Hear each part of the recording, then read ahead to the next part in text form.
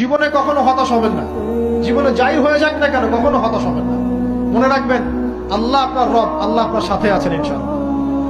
এই সমাজ আপনাকে যেভাবে শেখায়, কিভাবে শেখায়, এই যে স্কুল, কলেজ, ইউনিভার্সিটি, চাকরি, বিয়ে, সন্তান প্রতিপালন, আর তারপর ইন্না লিল্লাহি ওয়া ইন্না ইলাইহি রাজিউন, এই তো শেখায় নাকি? সবসময় মনে রাখবেন যে আল্লাহ রাব্বুল আলামিনের পরিকল্পনাই আপনার উপরে সবচেয়ে বেশি অগ্রাধিকার যোগ্য, সমাজের পরিকল্পনা নয়।